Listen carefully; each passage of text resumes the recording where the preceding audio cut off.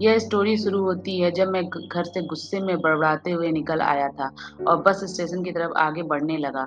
मैं मन ही मन बड़बड़ा रहा था, पता नहीं कितने पैसे छुपा रखे हैं, लेकिन मेरे लिए एक बाइक नहीं ले सकते।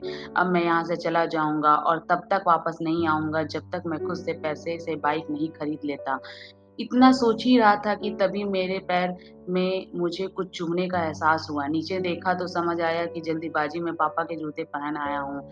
उन जूतों में कील उभरी हुई थी, जो मेरे पैर में बार-बार घाव किए जा रही थी। लेकिन उस समय गुस्सा अधिक था, तो मैं बड़बड़ाते हुए आगे बढ़ गया।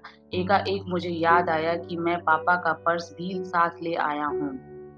मेरे खुराफाती दिमाग में एक ख़्याल आया, क्यों ना आज पापा का पर्स चेक किया जाए, जिसे आज तक उन्होंने किसी को हाथ तक नहीं लगाने दिया। पता नहीं कौन-सा खजाना छुपा है इस पर्स में, जो किसी को हाथ नहीं लगाने देते हैं। जब मैंने पापा का वह पुराना पर्स खोल कर देखा तो उसमें पैसे तो नहीं मिले, लेकिन पैसे की जगह एक डायरी रखी हुई थी।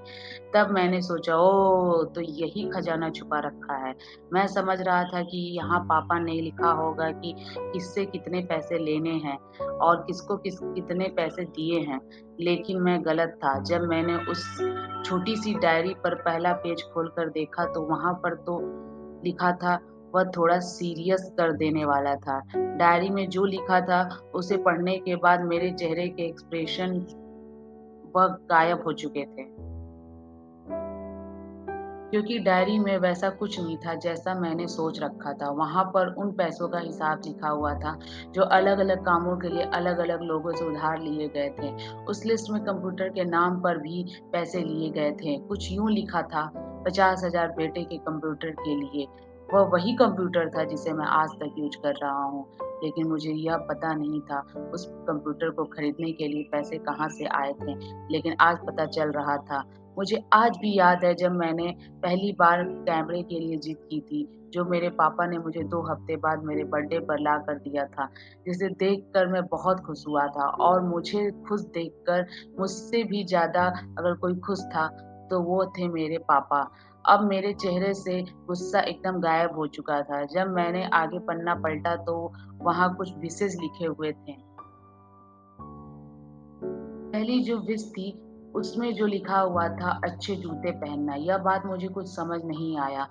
तभी मेरे पाँव अचानक सड़क पर भरे हुए पानी पर जा पड़ा और तभी मेरे पाँव में कुछ गीलापन होने का एहसास हुआ। जब मैंने जूता उतार कर देखा तो उसका तलवा टूटा हुआ था।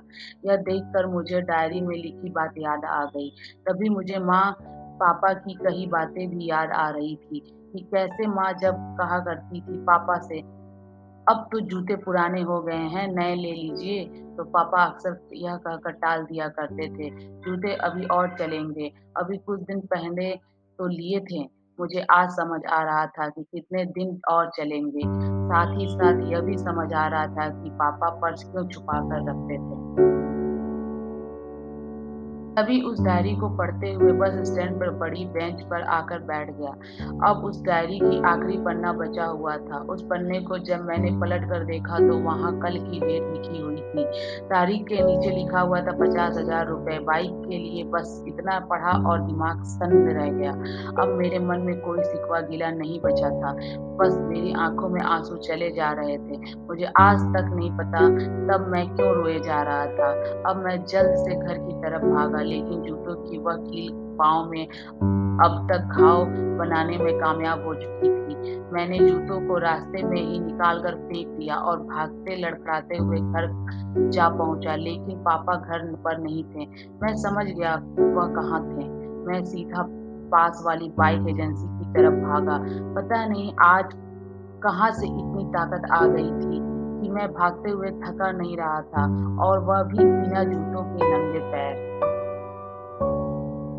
जैसे-तैसे मैं बाइक एजेंसी पर पहुँचा, पापा वहीं थे। मैंने पापा को दौड़कर गले लगा लिया और मेरी आँखों से आँसू रुकने का नाम ही नहीं ले रहे थे। पापा समझ नहीं पा रहे थे, आखिर हो क्या रहा है? मैं रो क्यों रहा हूँ? मैंने पापा से कहा, "पापा मुझे मोटरसाइकिल नहीं चाहिए, आप अपने लिए जूते ले लीजिए। अब आज से मैं जो भी करूँगा अपनी मेहनत से अपने बलबूते पर करूँगा।" दोस्तों, बस इतनी सी थी ये कहानी। Like, share and subscribe.